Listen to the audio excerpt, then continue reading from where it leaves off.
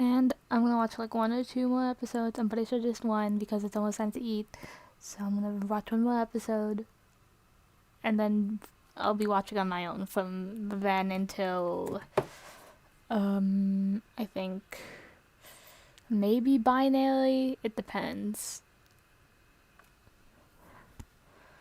Um.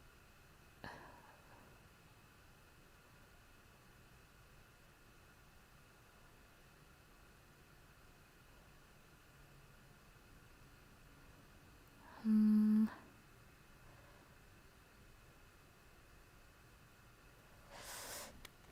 Um. Maybe binary. They'll try to come back as soon as possible. I mean, become foundation sounds cool, but I don't know. The new door sounds cool. Maybe I'll come back for that. But usually I watch these on my own, like in the car or when I'm snacking or something. I guess. So I'll be back definitely for the finale. For the finale, but that's gonna be in like 40 episodes. So I'll try to come back sometime in between, just because I like this show a lot and I like doing this with and doing this at the same time. It's nice. I will continue. I will play this episode. It's not loading. Grifter's Bone. I just finished section 31. What I normally do, which is scrolling on social. Fresh out of the oven, an audience you probably already have on hand. .com.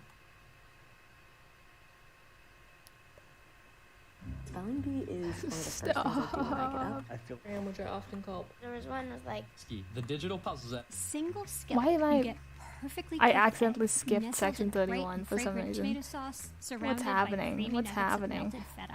It's a delicious breakfast, but it's just as good for dinner, and it won't leave you with a lot of cleanup.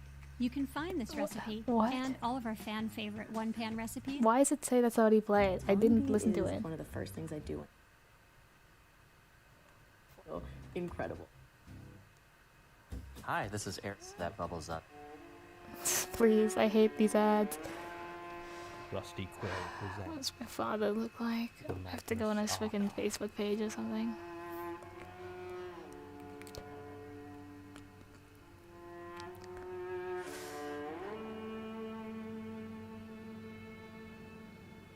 Episode 43, Section 31.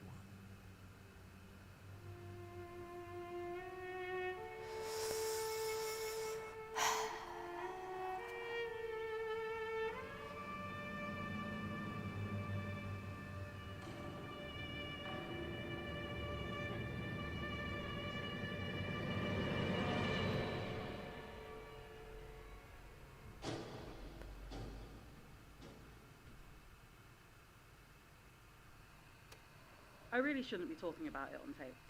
That's entirely up to you. Oh, came to we're interviewing a person. Yeah. Person. Just want to talk about it with someone, you know? Very much so. I'm breaking the law. You say that's by talking awful. to you. Okay. You understand that? I think so. There's some sort of non-disclosure agreement, I believe. Pretty much. Do you need my real name? Technically, no, but from what I understand of your situation, you'd be rather identifiable even without it. This is not the first time we've had statements from witnesses in sensitive positions.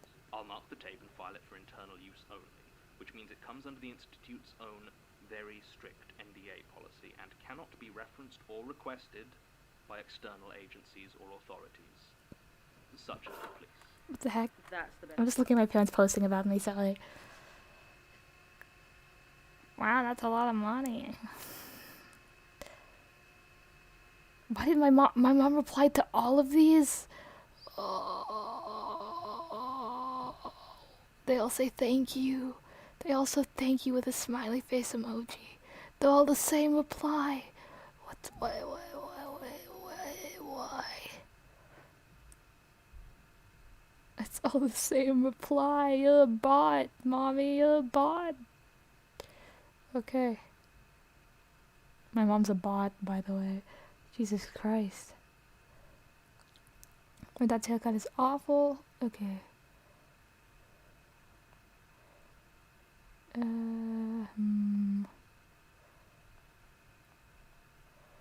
Dude, bro, all of his posts are just the same as my mom's. Like, actually the same. Like, it's the same fucking thing. Okay. It was... I don't know how to make his hair.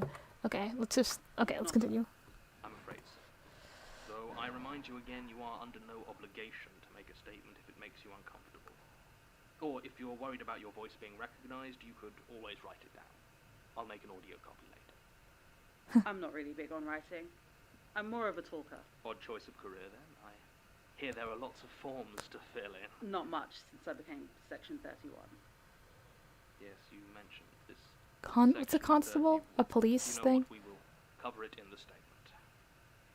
Statement of Police Constable Basira Hussein. I don't know what regarding constables are. investigating strange occurrences as part of Section 31. Statement taken directly from subject, September 19th, 2016. Statement. Now, Yes. right, well, first off, I'm not part of Section 31. It's not like a unit or a division within the police force or So anything you're like police that. It's a dude. form you have to sign. Section 31 of the Freedom of Information Act covers exclusions for information pertaining to law enforcement. It just means that any information that could interfere with the prevention or detection of a crime can't be given out as part of an FOI request.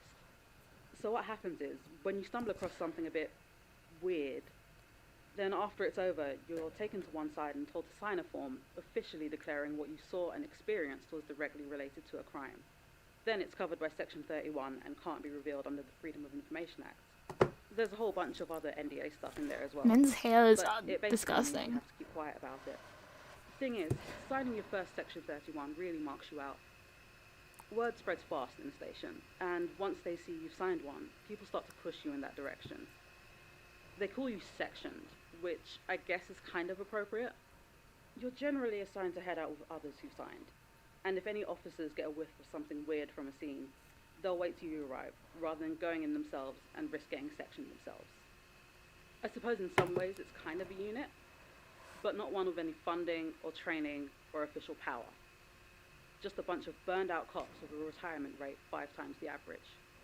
That's why it took so long to get a car here when your friend found Miss Robinson's body. Oh. I was on a burglary call out with Carver, the only other sectioned officer on shift, and you can bet no one else was responding to a call from the Magnus Institute. No offense. None taken. And full names, please. What?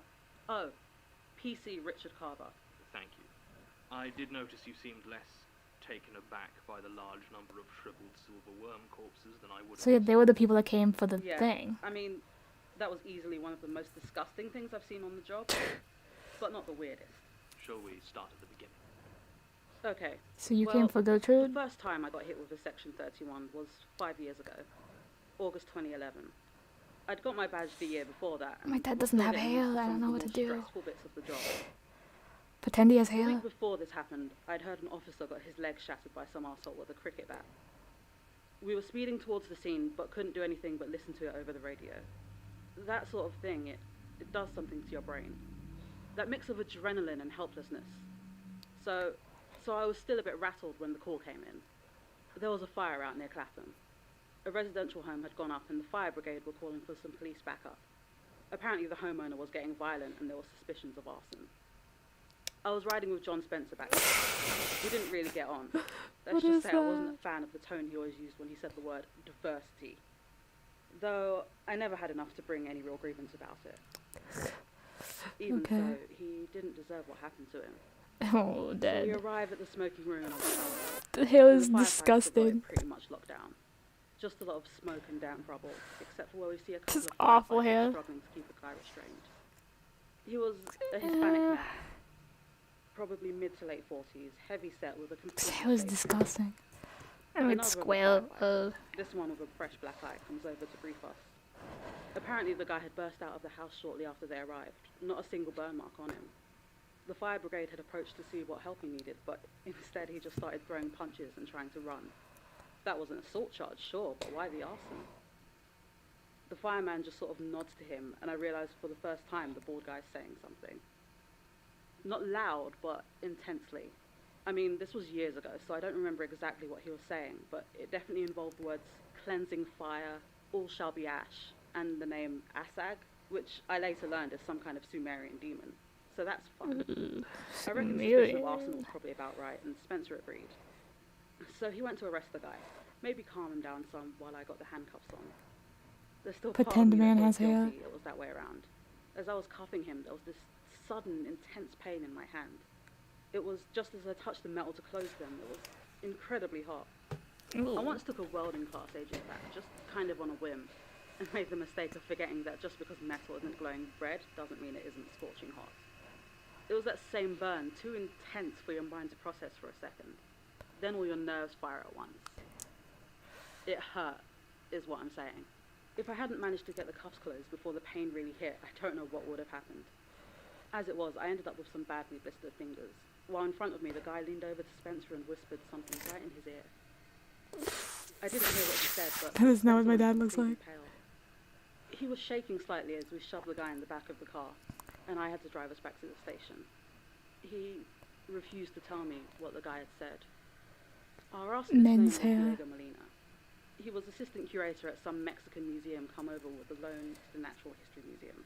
But they hadn't heard from him for a few weeks. His hair is not like that. He didn't say much in questioning, though his English was clearly It's fine. fine. Unfortunately, the arson case collapsed pretty quickly, so we just had to slap him with assault and let him walk with a hefty fine. Spencer didn't exactly help matters by getting himself suspended. The only thing Diego Molina had on him when we brought him in was a small book bound in red leather. They caught Spencer in storage, trying to destroy it with a Zippo lighter. I never saw him again. What's with the Zippo lighters? They told me he killed himself when he got home. Apparently, he'd somehow filled the bath full of boiling water and just got in. Or the water Official story was he boiled somehow around died him. using a kettle, which that's just about the weakest cover-up I've ever heard. Literally, he boiled himself. Like like the water started boiling because of him. Anyway, after that happened, I swear. I'd explained my burned fingers. Oh. They gave me my very first Section 31. I see. How many potentially paranormal events do you generally investigate as a police officer? None. No one says the P word. Not paranormal, not supernatural, not even spooky. The words you learn to look out for are weird, odd, strange. And if you hear the phrase, "I'm not quite sure what I'm looking at," then yeah, you're not getting much backup. Almost all of them are false alarms. We get called to a lot of bad drug trips, animal attacks, and folks with genuine mental health issues. Those are the ones that have the potential to sound weirdish during initial contact. I didn't get another genuine Section 31 case for almost 3 years. July 18th, 2014. I remember because it was the hottest day of the year and the aircon in the car was out, so we were really suffering. It was me and Alice Tonner, who everyone calls her Daisy, but I can never get her to tell me why. Anyway, Daisy was sectioned years before I was even on the force. She's never been that forthcoming about any of her own experience, takes Section 31 very seriously. The most I could get out of her was that she was originally sectioned for something she referred to as spider husks. The way she described it, it sounded like she'd found a bunch of shells, the sort crabs leave behind when they grow, but I could never figure out if it was meant to be the husks of people-sized spiders or the spider-like husks of people, and Daisy never seemed like she wanted to clarify. I'm sure she mentioned vampires once as well, but I think she was joking. Probably. Was she? Maybe. Anyway, we were headed towards Kensington. This one had originally been called in for the ambulance, but then neighbours had reported gunshots, and we had a very strange call with the paramedics. They had specifically refused to confirm there was a gun on scene, so we didn't send an armed unit. They were still on standby, but something in the paramedics report made the other responders decide they should wait for us to get there.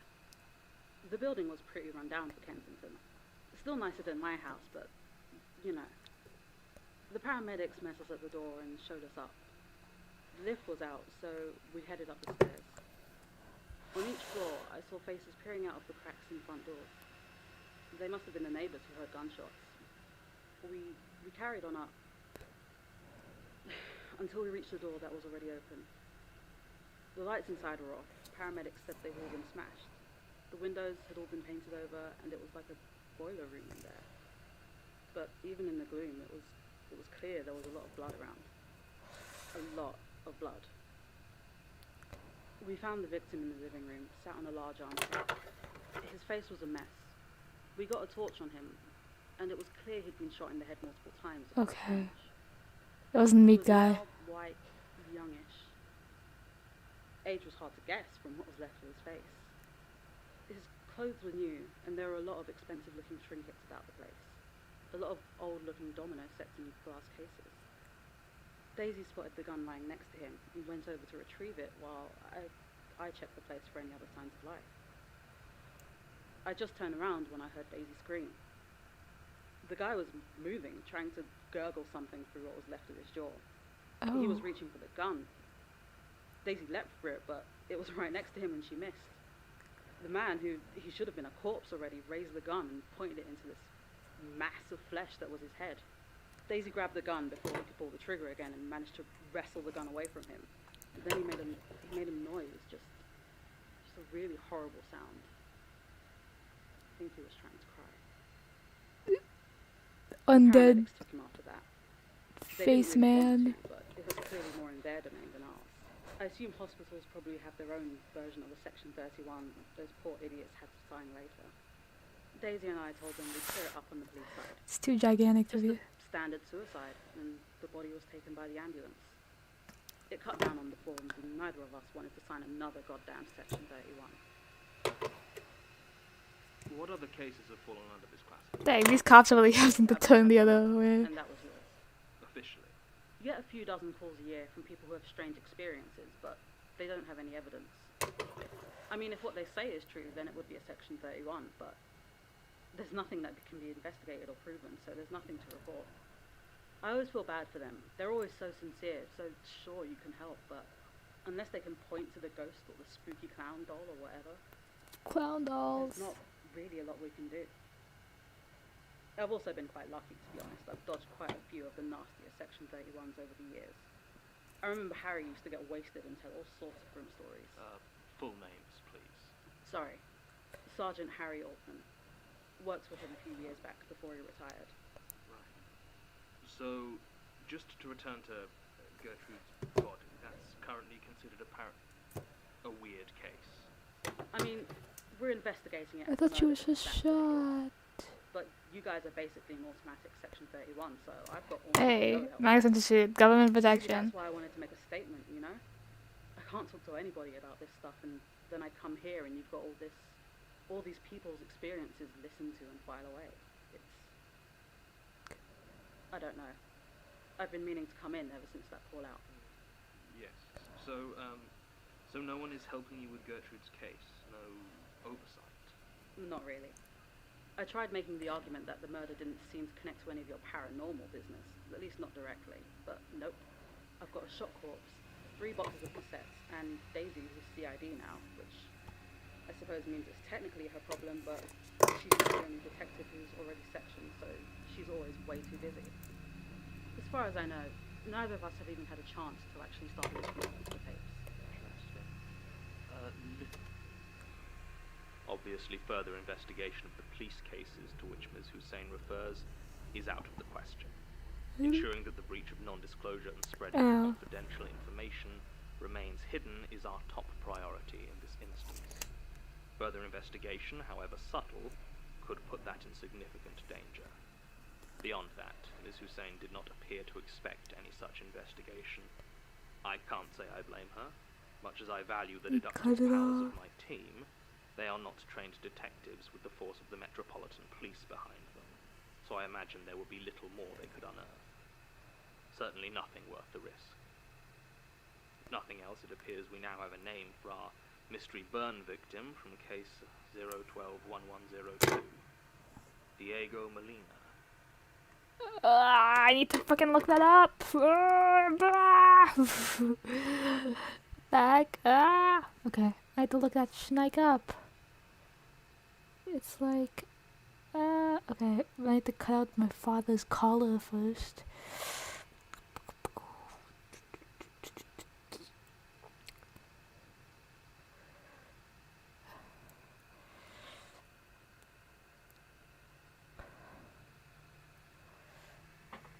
to do this. Ah, it looks weird. Okay. It looks very weird. I tried to replicate the other one, but it looks not good. Okay. Let's see. I mean, it looks kind of the same, but like it's skinnier, so it's gonna look weird. Do do do do do.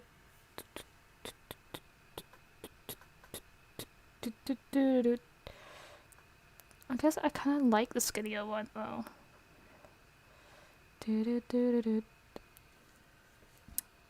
Okay, I had to look up whatever the frick that. Okay, I'll look him up later. Bird I have a victim. suspicion I know where he got that book. Oh, the book. It's a shame he's dead, of course.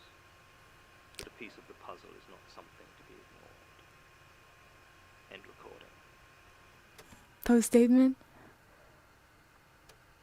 Supplemental. I have convinced Basira to give me access to the tapes. It won't be many or often, as they are currently police evidence and thus hard to subtly remove. She can't necessarily guarantee the ones I get will be the most pertinent to the case, but it is still a significant... Rainbow is listening to Spider Dance right now. I only ever spoke to Gertrude once or twice during her time as archivist. I was very new. How'd you get this job? I don't remember what her voice sounded like. Part of me worries about what I might find on these tapes, but a bigger part of me worries I will find nothing. This uncertainty is wearing on me. And I don't know how much more I can take. And supplemental. This man really cut it off. He said he was asking. He was like, "Hey, can I also have the tapes that?" You know that. He cut it off right away. It's like, yeah, that would be bad for the institute if we asked about more stuff. Let's go. He's doing his own spy shit. He's on his spy arc. It's him. It's the boy.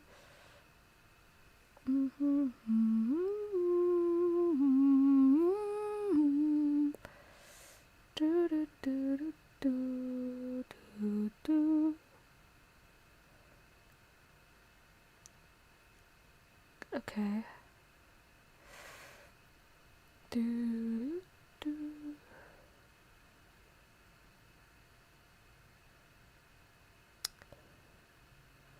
Interesting. I have to look up the burn. I know there's been like a ton of people that have been burned though. There's like a ton of burn stories in here. Like of people just being burned for some reason. We don't know why. Oh boy. It's too long. Cut. Okay. That's weird.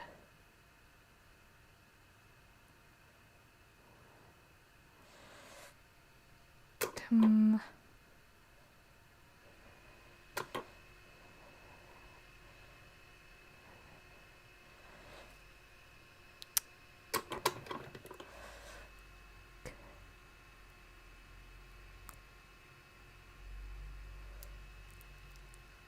trying to give him a stupid little polo collar. Like, I wear polo shirts, but I don't wear polo shirts that much. Because of this guy.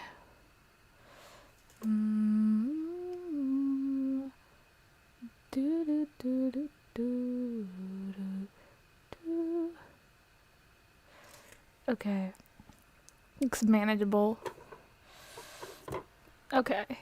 I have to look up that guy. There's like a bunch of...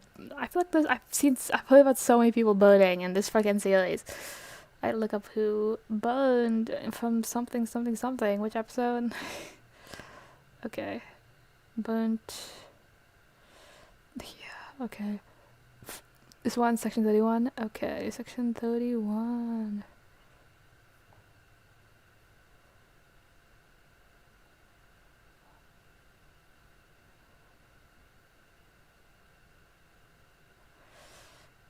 Woohoo. Bad Boy Halo went live playing Undertale. Bruh, it's been so long. I've been waiting for Bad Boy Halo to play Undertale for freaking a year. What happened in the season 2 trailer? Oh, there's a summary for it.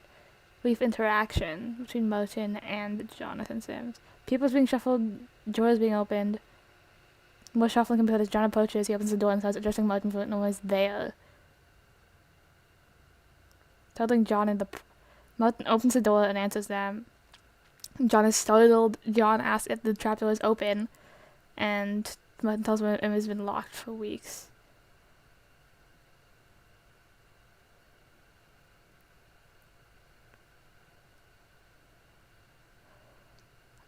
Okay, and then Martin turns off the tape recorder. The heck does that mean? Does that mean that, like, what? Like, I know apparently this guy's been searching the fucking caves or something, and I don't know. Where does this take place? I don't know. Now Amalgam by Toby Fox is playing. I was listening to whatever. He's just listening to the Undertale soundtrack, obviously. Okay. Gifter's Bone. And section 31. That's... I don't want your Best Buy ads. Okay. Why is it all Best Buy ads? Okay. Section 31. Monsieur... Okay. Freedom of Information Act. Oh.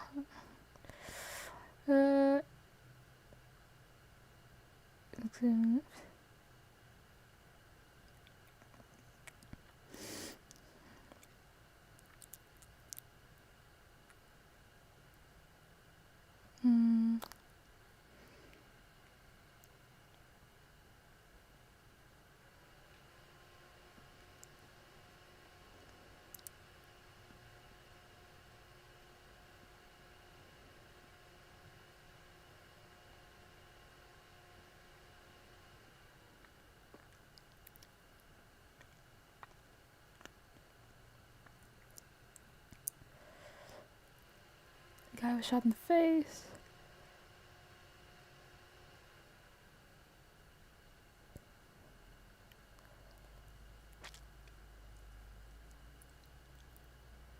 Dang, there's a whole new supplemental statement. The serial references unprovable potential section 121 involves spooky clown doll, which I did recognize from that one scary one with the mouths, jaws turn off.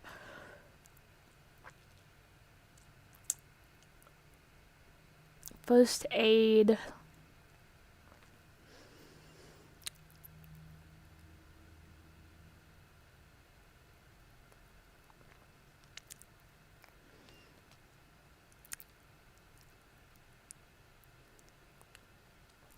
Oh, the 2 burn victims. And he had a Zippo lighter for some reason, but it had an eye design on it. Did the Zippo lighter someone sent Jonathan, did it have an eye on it, or did it have fire on it? I thought it had fire on it, maybe because I'm an idiot and it's a lighter, and I thought it had fire on it for some reason. But I have no idea. So one of them was drug key, and one of them...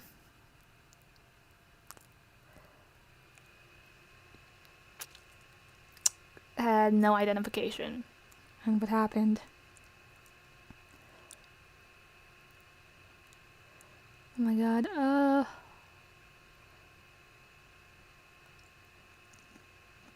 he was chanting.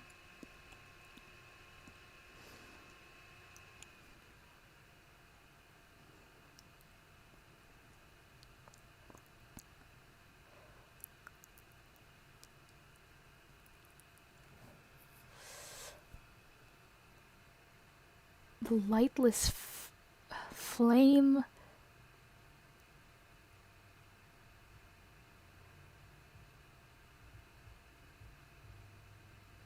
He was looking... Okay, drug key. He was looking for... These people are literally book hunting. Drug key was looking for a book. He like killed that man, the one that was a burn victim, and he was chanting. And apparently in this one, 31.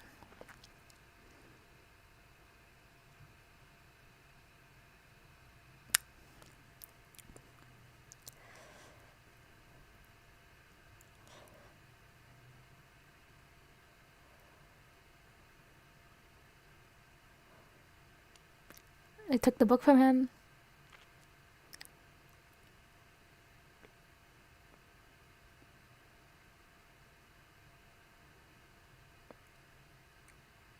and one of her colleagues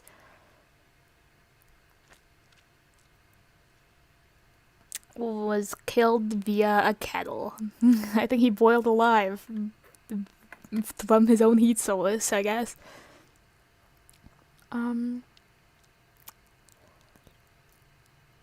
It said he had no burns though. Interesting. It looks like the name of the man from case is now known as. Yeah, so he had a lightner, and then Judge Key came and tried to take it from him. Ooh, interesting. Info, give me that info. Okay, I think that's it for now, because dinner's gonna happen. That's it for now. That was a cool episode. I'm gonna keep listening on my own time. Sorry, but I'll be back for the finale, definitely. And I might be back for some other ones, like Binary, I think, and The Other Door, which sound interesting to me. So, yes. Signing off into the next dimension. Goodbye.